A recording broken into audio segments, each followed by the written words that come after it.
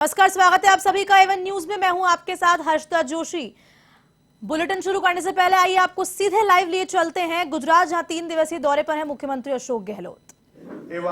अशोक गहलोत साहेब अपनी वच्चे खूब समय आपीने सतत अपनी साथे रहता डॉक्टर रघु शर्मा साहेब, आदरणीय मोहन प्रकाश जी, मान्य शक्ति सिंह जी, मान्य भरत भाई, मान्य दीपक भाई, मान्य अर्जुन भाई, मान्य सिद्धार्थ भाई, मान्य अमित भाई, हमारा सौना प्रवक्ता आदरणीय पवन खेड़ा जी, आलोक वर्मा जी, हमारा सेक्रेटरी उषा नायडू जी, वीरेंद्र सिंह जी, मी संदीप जी, रामकिशन ओझा जी, अमीबेन याग्निश, हमारा प्रवक्ताओं भाई मनीष भाई, हेमांग भाई, बैंकर अमित नायक, हमारा विधानसभा उपनेता शैलेश भाई, इंद्र विजय सिंह जी, प्रभाबेन तावियाड़, चंद्रिकाबेन, घनश्याम भाई, हितेंद्र भाई, स्टेज पर सौ विराजमान कांग्रेसना मौडी मंडल,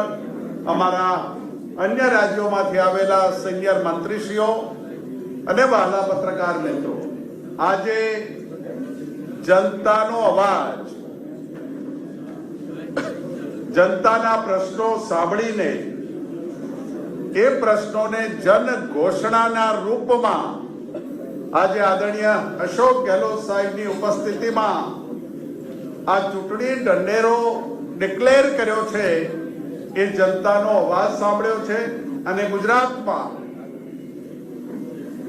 ડિસેમ્બરમાં જ્યારે ચૂંટણીઓ યોજાઈ રહી છે ત્યારે કોંગ્રેસ 125 સીટો સાથે जनतानी सरकार बनावी रही છે એ વાત કરવા માટે ને સમગ્ર ગુજરાતના ખૂણે ખૂણે ફરીને લોકોને મળીને જુદા જુદા વર્ગોને મળીને જે કઈ ભગીરથ કાર્ય આજે ઘોષણા પત્રનું કર્યું છે એ દીપકભાઈને એમની ટીમને પણ ખૂબ ખૂબ અભિનંદન આપું છું। આદરણીય અશોકજીના નેતૃત્વમાં ગુજરાતમાં આજે ચૂંટણી ઢંઢેરામાં ઉપસ્થિત તમામ મહેમાનોનું સ્વાગત કરું છું અને મુખ્ય મુદ્દાઓની જે કઈ ચર્ચા ગુજરાતની પ્રજાએ અમારી સાથે કરી છે એ મુદ્દાઓને લઈ આગામી દિવસમાં કોંગ્રેસ પક્ષ અમારી રણનીતિ નક્કી કરીને ચૂંટણીના ચક્રવ્યૂહમાં આગળ વધીશું અને દિવસે દિવસે કોંગ્રેસ પ્લસ થઈ રહી છે અને પહેલે દિવસથી અમે કહી રહ્યા છીએ કે ગુજરાતમાં 125 પ્લસ સાથે સરકાર બનાવી રહ્યા છીએ એ જ વાત કરી અને આગળની કાર્યવાહી કરવા માટે વિનંતી કરું છું। Thank you very much, welcome. આપનો ખૂબ ખૂબ આભાર સાહેબ। હવે હું વિનંતી કરીશ રાજસ્થાનના યશસ્વી મુખ્યમંત્રી આપણા સૌના લોકલાડીલા નેતા જેમને સમગ્ર ભારતમાં એક વિશેષ મોડેલ આપ્યું છે રચનાત્મક કામો, જેઓ ગાંધીવાદી નેતા તરીકે પ્રખ્યાત છે એવા માનનીય અશોક ગેહલોત। माननीय गहलोत साहब। हमारे अध्यक्ष जी रघु शर्मा जी और दीपक बाबरिया जी जो हमारे मैनेजमेंट कमेटी चेयरमैन है, तमाम हमारे साथी बैठे हुए हैं और पत्रकार बंधुओं, सबसे पहले मैं आप सबका स्वागत करता हूँ।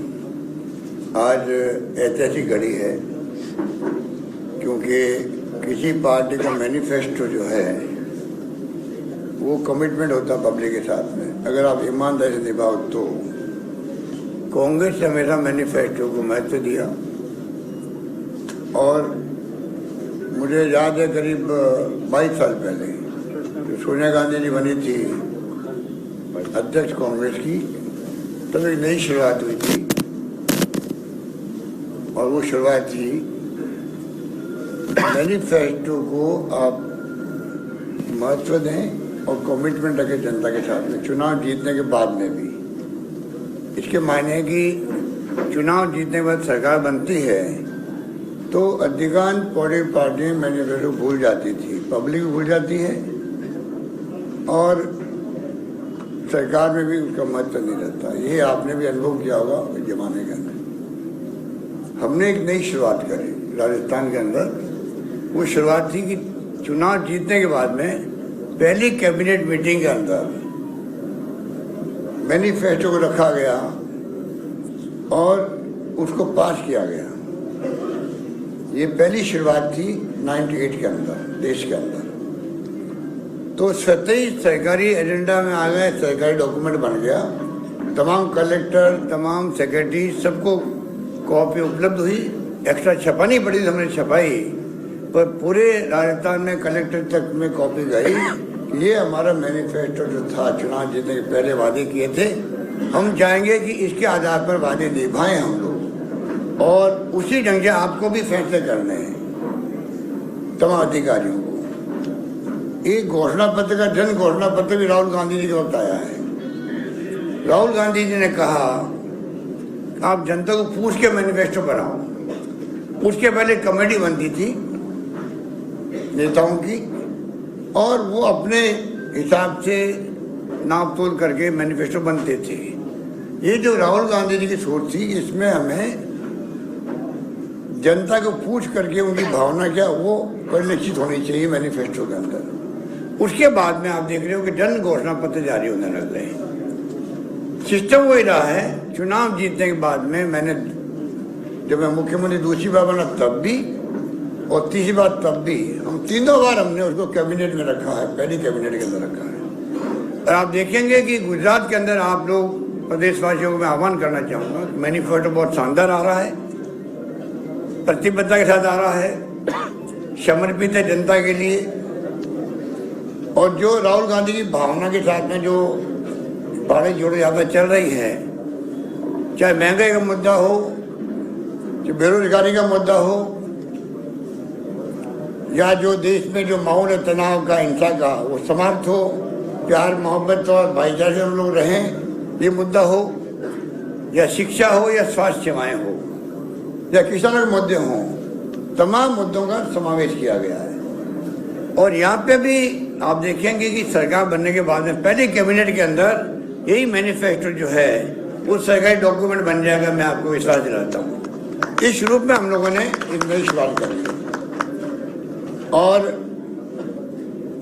जो कमिटमेंट किए गए हैं, पहले चार्जशीट जारी की गई बीजेपी सरकार के खिलाफ में, उसका बड़ा महत्व है।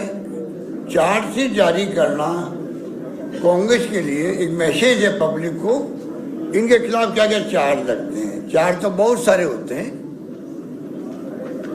और वो जनता को दिख भी रहे हैं। आज सत्ता विरोधी जो लहर चली गुजरात के अंदर क्यों चल रही है, इसलिए लोगों ने देख लिया 27 साल के शासन को, और विशेष रूप से 5 साल के शासन को। कोरोना में लोग मर गए, बचा सकती थी सरकार। आज गुजरात सक्षम राज्य है देश का, आजादी के पहले से ही। क्या कारण है कि इतना कमजोर हो गया, एक महामारी विश्व स्तर पर आ गई। राजस्थान जैसा स्टेट मुकाबला कर सकता है, नंबर 1 बन सकता है देश के अंदर। भीलवाड़ा मॉडल हमारा राजस्थान में नहीं बल्कि दुनिया में पहुंच सकता है। उसको आधार बना के सबने मुकाबला किया कोरोना का।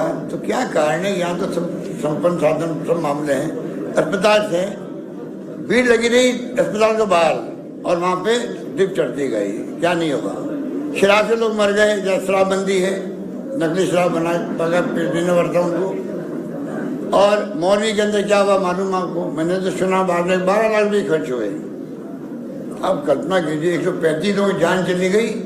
और मैं आज फिर कहना चाहूँगा आप सबके माध्यम से सरकार को, और आपको भी रिक्वेस्ट करूँगा, आप मौलवी की घटना को गंभीरता से समझें कि एक हाईकोर्ट के सिटिंग या रिटायर्ड जज से कमीशन बैठाने की तकलीफ क्या सरकार को।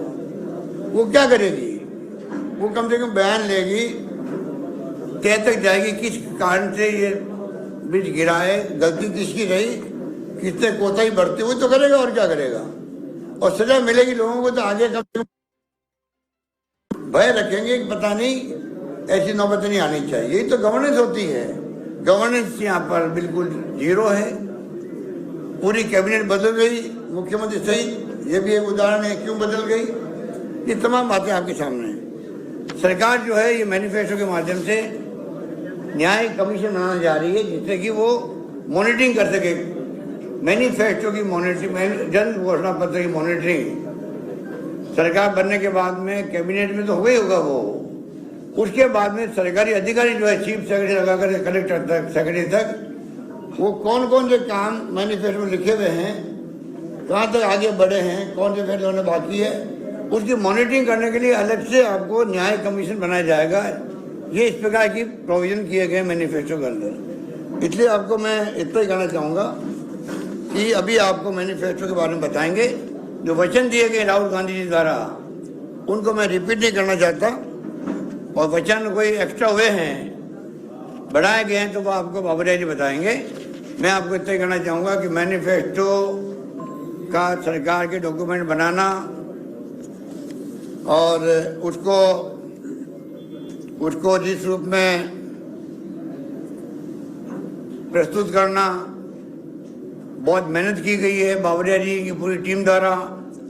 6 लाख लोगों तक पहुंचा गया है, ऑफलाइन और ऑनलाइन। तो आप सोच सकते हो 6 लाख लोगों तक कैसे पहुंचे होंगे, वो बताएंगे बाबरिया जी आपको। परंतु एक प्रयास किया गया, जनता का माइंड क्या है, वो क्या सोचती है, उनके सुझाव क्या है, उसके आधार पर मैनिफेस्टो तैयार किया गया है, जो अभी आपके सामने प्रस्तुत किया गया है। ये मैं आपको निवेदन करना चाहता हूँ। और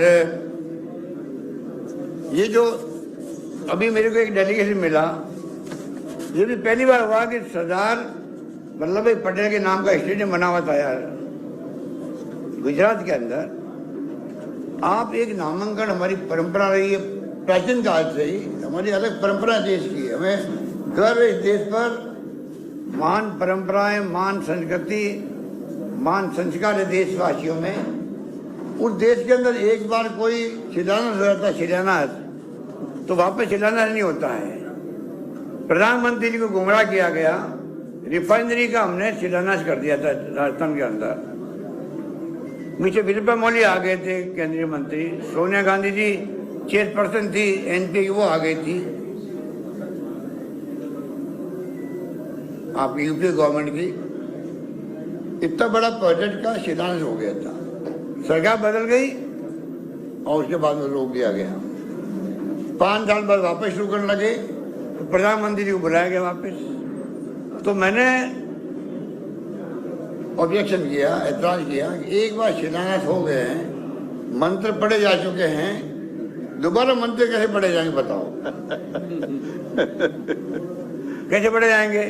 तो प्रधानमंत्री पीएम ने क्या किया, नए कार्ड छपाए होंगे मेरे ख्याल से, और लिखा प्रधानमंत्री जी कार्य शुभारंभ के अवसर आ रहे हैं। मतलब 5 साल तक कार्य शुभारंभ नहीं किया, शिलान्यास हो गया हमारे वक्त में, अब कार्य प्रारंभ के उपलक्ष्य में आ रहे हैं, और वो आए वहां पर। अब बताइए आप, सरदार पटेल के नाम का स्टेडियम बन गया। स्टेडियम बनने के बाद में आप कैसे वापस उसका नाम बदल सकते हो नरेंद्र मोदी जी के नाम का। अरे नरेंद्र मोदी देश के प्रधानमंत्री है, इससे बड़ा स्टेडियम बन सकता था। अगर प्रधानमंत्री के नाम का स्टेडियम बना, हमें ऑब्जेक्शन नहीं है। आप सरदार पटेल के स्टेडियम रखते, जरूर थोड़ी वो गुजरात नहीं बने। प्रधानमंत्री के नाम का स्टेडियम गुजरात के अलावा भी कहीं बन सकता था नरेंद्र मोदी के नाम का, उससे बड़ा होता है, इससे कोई ऐतराज नहीं होता। एक नामांकन होने के बाद में कैसे आप बदल सकते हो। अभी सुबह सुबह मेरे पास मिलने आगे लोग, तमाम डेलीगेशन, और बड़े गुस्से में थे वो। हमने अभियान चला रखा है गुजरात के अंदर कि ये नामांकन बदला गया, इनको वापस ठीक किया जाए। ये कहने के लिए आए मुझे गांव के लोग, उनके गांव के लोग भी थे, सरदार पटेल के गांव के लोग थे। तो ये जो इस प्रकार की जो आपके यहाँ परंपराएं डाल रहे हैं बीजेपी वाले, वो मैं उसको किसी रूप में उचित नहीं मानता हूँ। बाकी हमारे जो मैनिफेस्टो है वो भी आप सुनेंगे, उनके मुख्य मुख्य पॉइंट आप चिंतन करेंगे, मनन करेंगे। मैं समझता हूँ उस पर आप जितना हमें सहयोग करेंगे, आर्टिकल लिखना हो, न्यूज़ बनानी हो, आपके ऊपर रहेगा। मीडिया का चौथा स्तंभ है, मैं तो उसको बहुत महत्व देता हूँ जिंदगी के अंदर बचपन से ही। और मैं उम्मीद करता हूँ कि मैनिफेस्टो का जो सैंक्टिटी है, सैंक्टिटी रखने वाला काम हमारा है, जो पहले नहीं रखी जाती थी। आज सैंक्टिटी के साथ में हम बात करना चाहते हैं आपसे कि गुजरात के फ्यूचर को देखते हुए, जो आज़ादी के पहले से मजबूत राज्य था, कमजोर पड़ता जा रहा है समय के साथ साथ में। इंडस्ट्री बंद हो रही है, बेरोजगारी की बहुत बड़ी समस्या यहाँ आ गई है, जो कि आश्चर्यजनक है। महंगाई की मार यहाँ पे भी है, और शिक्षा, स्वास्थ्य, कर्मचारियों की स्थिति क्या है। और लास्ट पॉइंट में कहना चाहूँगा ओपीएस के बारे में। हिमाचल प्रदेश में तो हवा चल रही है, आंधी चल रही है, कि आप मतलब ओपीएस लागू करें, हमारी सरकार हिल गई वहां पर। प्रधानमंत्री को बार बार आना पड़ रहा है, प्रधानमंत्री को यहाँ भी आना पड़ता है। वहां खुले में लोग हल्ला कर रहे हैं, कर्मचारी, किसी कीमत पर आप हमें ओपीएस लागू कीजिए। यहाँ भी कर्मचारी में गुस्सा है, पर यहाँ भय है, साथ में भय के कारण कर्मचारी बोल नहीं पा रहा बेचारा। यहाँ का भला कर्मचारी है, मन के अंदर आक्रोश उसके भी है, क्योंकि सब चाहते हैं सोशल सिक्योरिटी मिले। कौन नहीं चाहेगा? हमने पहल करी है, छत्तीसगढ़ में हो गया है, पंजाब में लागू हो गया है, झारखंड में लागू हो गया। धीरे धीरे सब राज्यों को करना पड़ेगा। प्रधानमंत्री जी, मैं कहना चाहूंगा, आज तो आप नहीं मान रहे हो, वक्त आएगा आपको ही हमारी बात स्वीकार करनी पड़ेगी। सोशल सिक्योरिटी कर्मचारी को देनी पड़ेगी, केंद्र में भी, राज्यों के अंदर भी। आज बीजेपी की तमाम राज्यों ने तय कर लिया है कि हमें किसी कीमत पर ओपीएस लागू नहीं करना है। ये उनका ध्येय बन गया है सब लोगों का, जो कि मैं उचित नहीं मानता हूं। हमने पूरी स्टडी करने के बाद में एनपीएस का मैंने पहले भी आपको कहा, मैं वहां पर रिपीट नहीं करूंगा, शायद मैंने हिमाचल में कहा होगा। ह्यूमन राइट कमीशन विरोध कर रहा उसका, नंबर 1 हिमाचल में मैंने कहा प्रेस को। नंबर 2 CNAG, वो कह रहे 15 साल हो गए, 16 साल हो गए, अभी तक उसके नियम ही नहीं बने हैं। एनपीएस की जो नई पेंशन योजना है, ना उसके नियम बने हैं, ना प्रोसेस क्या होगा, कैसा अमाउंट कैसे मिलेगा, कोई अभी तक कार्रवाई नहीं हुई है। आप बताइए। और एनपीएस चल रही है अभी तक भी, नंबर 2। और नंबर 3, जुडिशियल पे कमीशन ने भी कहा हम इसको स्वीकार नहीं करते, और इसलिए इनको कई राज्यों को खाली जनता को भ्रमित करने के लिए कमेटी बनानी पड़ रही है। हिमाचल भी है। बीजेपी के राज्य क्या कर रहे हैं कि चलो हमारे ऊपर दबाव आ रहा है, हम कमेटी बनाते देखते हैं क्या कर सकते हैं, वो टाइम पास करने के लिए। और लास्ट पॉइंट मेरा ये है, कल विजय सीतारमण है जो फाइनेंस मिनिस्टर है, उसने कहा है हम पैसा नहीं लौटाएंगे। जो पैसा जमा हो गया अभी तक हमारा 2004 के बाद में पैसा जमा हो गया है, और वो पैसे के लिए वो कह रही है हम ये पैसा लौटाएंगे नहीं। ये कर्मचारियों का पैसा कटा हुआ है, एक ट्रस्ट बनाया गया है भारत सरकार में, पैसा उसमें जमा होता है, और जो करता पैसा केंद्र सरकार का या कर्मचारी का और स्टेट गवर्नमेंट का, वो जमा उसमें होता है। अब मुझे बताइए, जो किस्तें जमा हुई है अभी तक, उससे इनकार कर रही है।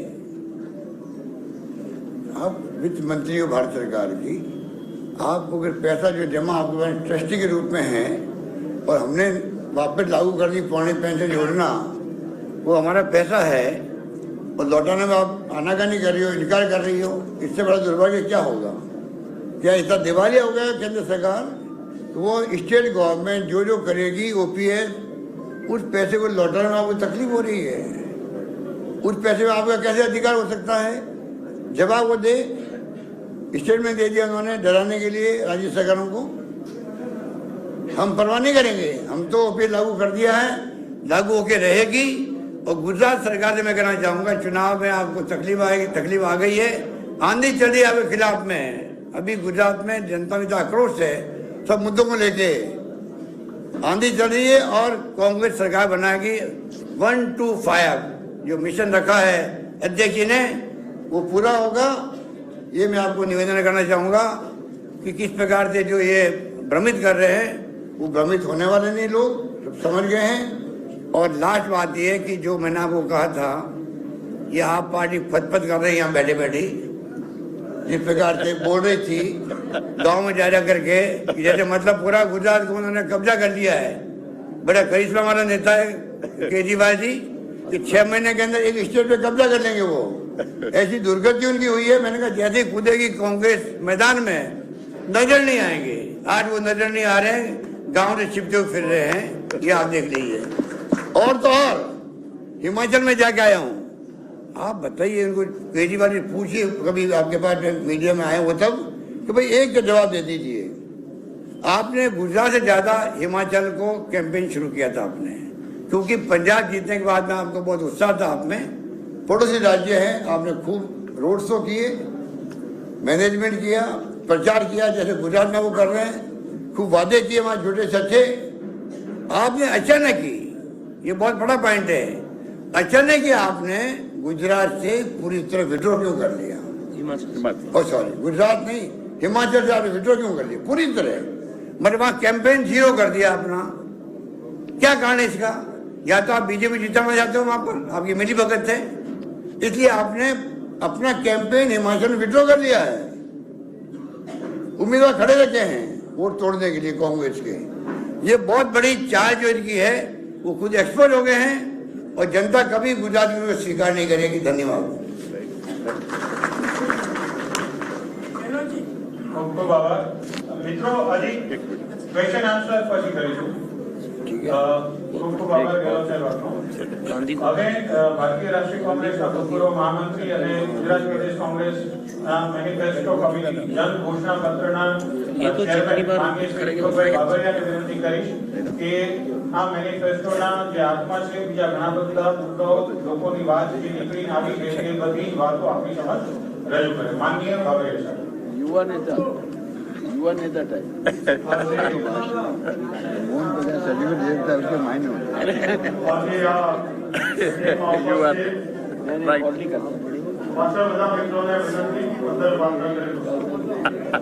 इनसे पूछ रहा हूँ.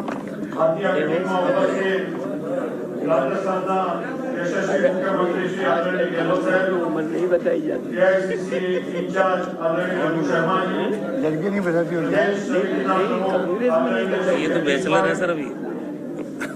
અત્રે ઉપસ્થિત શ્રી મોહન પ્રકાશજી, કે હરિપ્રસાદ जी, के मुनीरप्पा जी, પ્રદેશના વરિષ્ઠ આગેવાનો ભાઈ શ્રી વિનોદભાઈ સોલંકી, શ્રી સિદ્ધાર્થભાઈ, શ્રી શક્તિસિંહભાઈ, શ્રી અર્જુનભાઈ, શ્રી અમિતભાઈ, અહીંયા અમારી વચ્ચે ઉપસ્થિત એઆઈસીસીના મંત્રીઓ શ્રી ઉષા નાયડુજી, વીરેન્દ્રજી, સંદીપજી, રામकिशन ओझा जी, पवन खेड़ा जी, आलोक शर्मा जी, ये भी देखते हैं क्या बात। हमारा मैनिफेस्टो कमेटीમાં एक आदमी सबको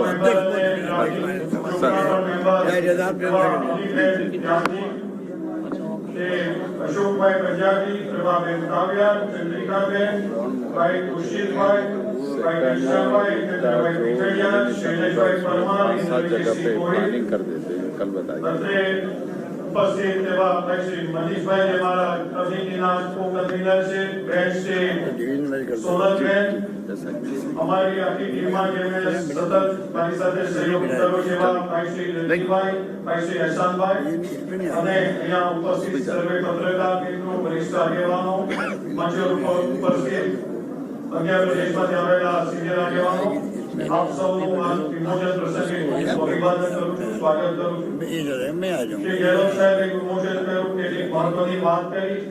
आप ही आइए, मैं यहाँ पर। Yes, sir. Sorry for it.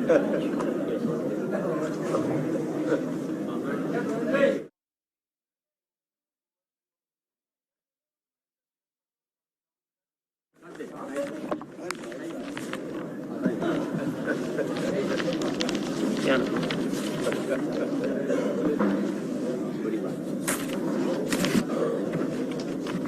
Gehlot સાહેબ આપનો ખૂબ આભાર.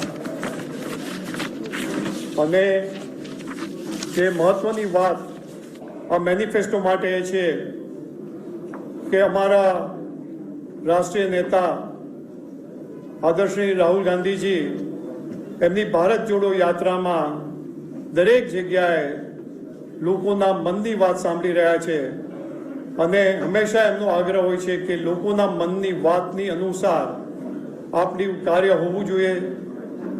અને એ એમની પ્રેરણાથી અમે ગુજરાતમાં ભાઈ શ્રી રજનીકાંતે કહ્યું એમ ઓનલાઈન અને ઓફલાઈન 65 લાખ લોકો સાથેથી એક પરામર્શ કર્યો અને જે ફીડબેક મળ્યો એનો નિચોડ બનાવીને આ મેનિફેસ્ટોમાં એમના મનની વાત મૂકેલી છે અને જનતાની મનની વાત સમો આ ગુજરાત પ્રદેશ કોંગ્રેસ સમિતિનું ઘોષણાપત્ર તૈયાર કરીને આપની સામે પેશ કરી રહ્યા છીએ. આ મેનિફેસ્ટોમાં અમારો અભિગમ મુખ્યત્વે જ્યાં આ ગાંધી અને સરદારની ભૂમિ છે અને એની સાથે વણાયેલા જે મૂલ્યો છે, સત્ય છે, અહિંસા છે, શાંતિ છે, ભાઈચારો છે, અને એ તમામ મૂલ્યોને સાથે સાથે ડેમોક્રેટિક વેલ્યુઝ, બંધારણીય અધિકારો, એ બધાની ખેવના કરતા આ ગુજરાતને એ હાઇટ્સ પર લઈ જવું કે જ્યાં એના કોમન